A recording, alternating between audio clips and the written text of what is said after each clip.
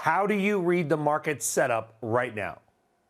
So, Brian, thank you for having me on, and thank you for the opportunity to drive a Bronco in the snow, which was quite delightful this morning. So, as I look at the setup for this market, we've kind of thinking about 2023 and also from here to year end.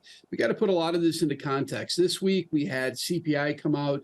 We also had the Fed decision, and then today we've got a huge options expiration taking place. And this market has been essentially, I think there's close to $4 trillion in options that are expiring today. And this market has been sort of stuck in this trading range. But when you dive below the surface, Brian, what I do see happening is I've got more stocks in uptrends than downtrends at this point in time. Looking at all stocks above a 25 million market cap. Yes, when you look at the chart of the S&P 500, we've stalled at the downtrend resistance line off of those January highs.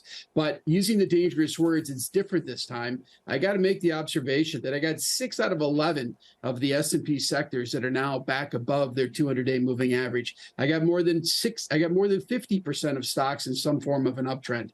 Yeah, we may get a little bit of a pullback and a setback here, Brian, but I think from here to year end, I do think we are going to get the Santa Claus rally, and I do think we're going to see this market find some footing near the 50-day moving average, which is sitting around 38.61, and then sort of rally up from that.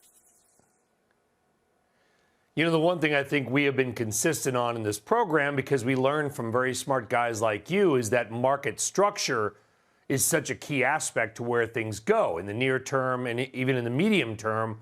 Options set up, shorts, longs, things like that. The price of bonds didn't move. Oil didn't move.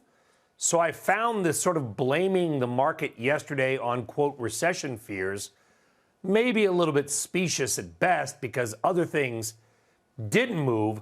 Sounds like you're kind of saying market structure, i.e., all this option setup, maybe some, short, long positions, that likely contributed to what we have seen this week. Absolutely, Brian. And I'd also add into this discussion, when we talk about recessions, if we think about when these recessions are actually declared, you're usually already in the recession by upwards of sometimes 8 months. And usually most recessions since 1929, a vast majority of them have lasted less than a year. And in every recession since 1920, you have found the bottom in the equity market while you're in the recession, all but one. So the odds would suggest that if we're already in the recession, maybe a lot of the bad news is already priced in. And let me also just add, if you come back and you look at the Lipper money flow data, Brian, there's $4.1 trillion sitting in money market funds right now. You're more than $1 trillion higher than where you were pre-pandemic. And if you look at the outflows of equities just last week and the week before, you've got a huge amount of money, some of the largest dollars coming out of equities and going into money market funds that you've had since the March lows of 2020. Again, if people have wanted to sell, they've probably already done it. All right. Yeah, you know what? I care what happens today. I care what happens on Monday. I care about every day because our viewers care, and it's their money and their livelihoods that matter. But we probably care more about what's going to happen 12 months from now, 6 months from now. A lot of calls for short-term weakness, maybe early next year, first, second quarter, market goes down, then rebounds. I think that's your view. I think that's JP Morgan and some others' view. What do you see as the medium and longer term trajectory of the S&P or the market in general, Craig? So, Brian, I think this is kind of like, a little Dr. Seuss, hop on pop. We've got a hop, we're going to have a drop, and we're going to end the year with a pop.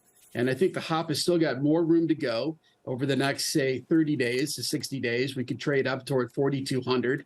And then I think at that point in time, as we get into the next sort of Fed meeting and sort of guidance that comes out, I think you could set yourself up for a drop. But again, that drop really creates what we think could be a right shoulder low in terms of the market. And then we think as we look forward into the end of 2023, we see a price objective of 46.25. So we think there's going to be decent upside, about 17, 18% upside.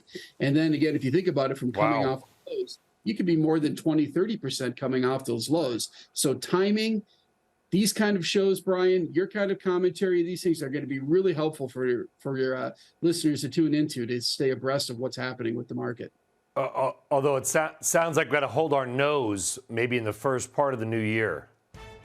I think yes, we're going to get this kind of setback and correction, but that's really going to be, I think, potentially a final washout from our perspective, just looking at price and thinking about historical recessions and timing of these recessions. Again, Brian, the market usually bottoms all but one time since 1920 while you're in the recession. So that's what we got to keep into perspective.